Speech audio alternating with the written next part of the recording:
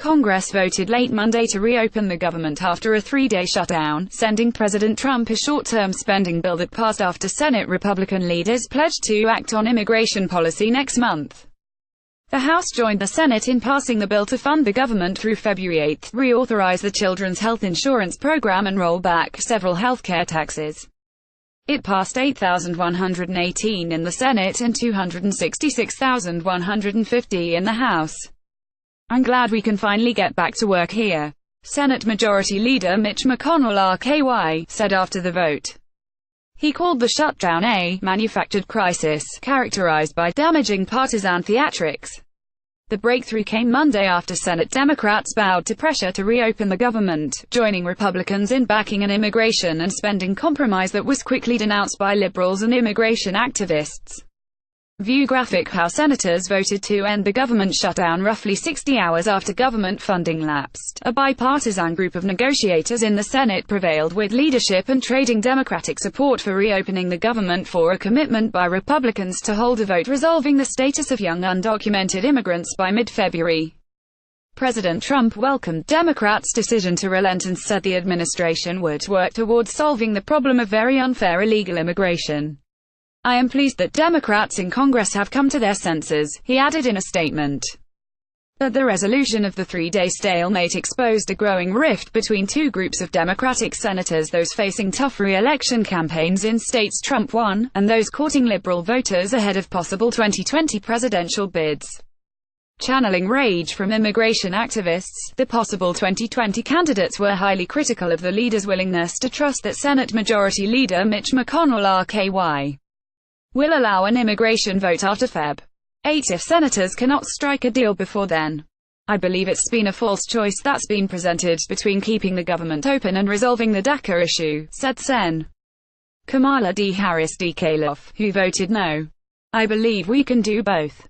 A majority of Democrats had forced the shutdown with demands for a vote on legislation to protect deferred action for childhood arrivals recipients, known as Dreamers, from deportation after Trump canceled the program. The final bill did not include these protections, nor any specific guarantee of a vote. Other possible White House contenders who voted against the bill included Sens.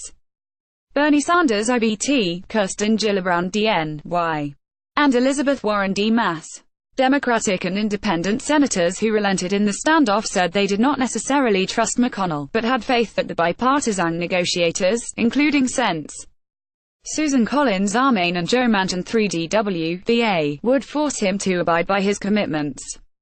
"Frankly, our trust is more with our colleagues, that they will hold him accountable," said Sen.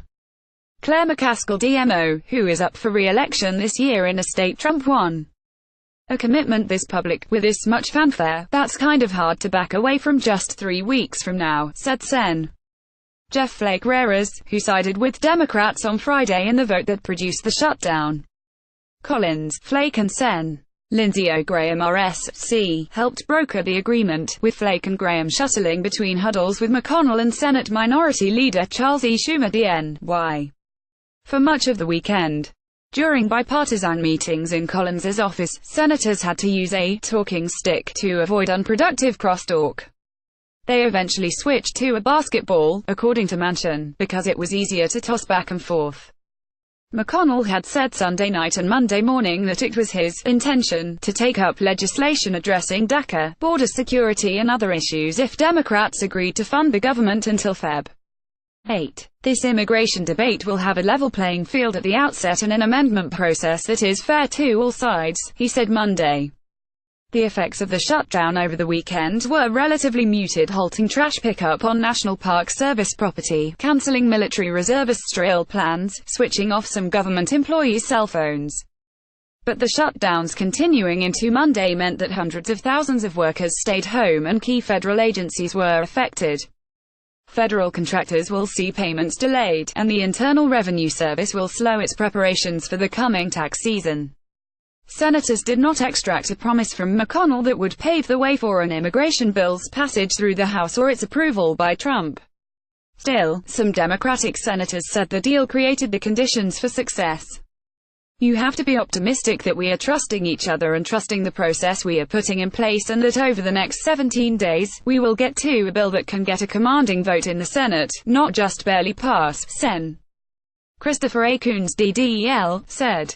This, combined with legislation to address a bevy of other issues, long-term spending levels, disaster relief and funding for opioid treatment and community health centers, would create unstoppable pressure on the House, he said.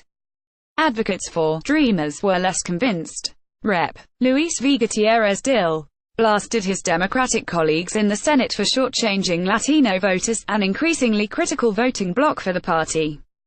If the Republicans said we are ending same-sex marriage, but we promise Democrats a vote later, or we approve of oil drilling in every national park, but you'll have a vote later, do you think the Democrats would say yes? This shows me that when it comes to immigrants, Latinos and their families, Democrats are still not willing to go to the mat to allow people in my community to in our country legally, said Gutierrez, one of Capitol Hill's most vocal advocates for Dreamers, in a statement. A top liberal political strategist on immigration issues spoke for many of those in an uproar after the vote. We're pissed off. We're not naive to the politics. But give me a FG break. They do something heroic Friday night, they climb down Monday morning, the strategist said. Senate Minority Whip Richard J. Durbin Dill said he hoped to be celebrating with DACA recipients after a possible victory in 3 weeks. To all the Dreamers watching today, don't give up, he said on the Senate floor. I know your ass are hanging in the balance. The vote to end debate on the spending bill came together quickly after Collins and several other senators said they wanted a firmer, more detailed commitment from McConnell.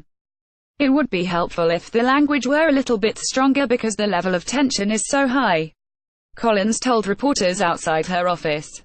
A Republican aide involved in the talks said that McConnell and his team were considering putting their plan in document form with more detail as a way of convincing some Democrats to support the short-term bill. Ahead of the vote to end debate, Schumer warned McConnell to keep his word.